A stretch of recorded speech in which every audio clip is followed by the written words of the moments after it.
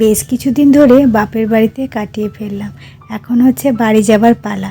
আর মনটা এতটা পরিমাণে খারাপ নিয়ে বাড়ি যাচ্ছি যে কি বলবো, সেটা মনের ভিতর থেকে আর কাউকে বোঝানোর নয়। মানে ভিতরে কান্নাকাটি করে করে আর কি বাড়ি গেলাম।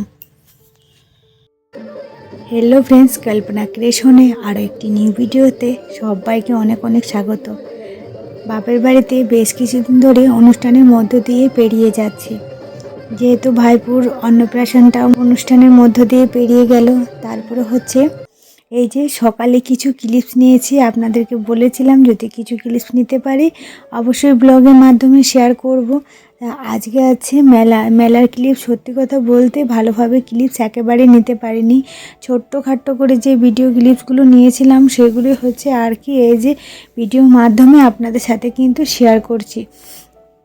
এখন কিন্তু সকাল হয়ে গেছিলো, মানে অন্নপ্রাশনের এটা 2-3 দিন পরের ক্লিপস। তো এখন হচ্ছে মুডটা আমার ভীষণ অফ ছিল, কিছু কারণে অফ ছিল যেগুলো আর মানে আর বলা যেতে নয়, তো সেগুলো আর শেয়ার করছি না। আর এখন হচ্ছে রাত্রিবেলায় আমরা এসেছিলাম গোপীনাথ মন্দিরে। এখানে হচ্ছে আর কি রাজযাত্রা উপলক্ষে মেলা। এই যে মন্দিরটা হচ্ছে, আর এখানে হচ্ছে এই যে কৃষ্ণ ঠাকুর, সমস্ত ধরনের যে কৃষ্ণ ঠাকুর, রাধাকৃষ্ণ, সমস্ত কিছু ঠাকুরকে এইভাবে কিন্তু আনা হয়েছে। তারপরে হচ্ছে এই যে মন্দিরে রাখা হয়েছে। আর এই মন্দির থেকে এই মন্দিরে আনা হয়। আর সেই মতো করে 3-4 দিন আর কি হচ্ছে অনুষ্ঠান হয়।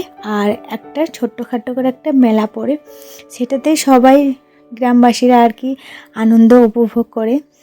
যাই হোক, একদিন গেছিলাম, ওটা পরের ক্লিপ ছিল। তারপরের দিন এই যে গিয়েছি হাজব্যান্ডের সাথে, এটা হচ্ছে দিনের বেলায় গিয়েছিলাম। বললাম আমি ক্লিপস আর নিতে পারিনি। তারপরে হচ্ছে বাড়ি যাওয়ার পালা। এখন কিন্তু আমরা বাড়ি চলে এলাম। আর মনটা ভীষণ খারাপ ছিল যেদিন বাড়ি আসি। অনেক রকম কথাবার্তার মধ্য দিয়ে আর কি বাড়ি এসেছি। আমার মুখের ফেসটা দেখে বুঝতে পারছেন, ভিতরে একরাশ কষ্ট আর মুখে একরাশ হাসি নিয়ে আর কি বাড়ি ফিরলাম। তা আমার মনে কষ্টগুলো আমি কারোর সাথে করে আমি শেয়ার করি না, কারোর সাথে না, একমাত্র আমি আমার হাজব্যান্ডকে ছাড়া। যাই হোক, পরের দিন এই যে বাড়ি চলে এসেছিলাম।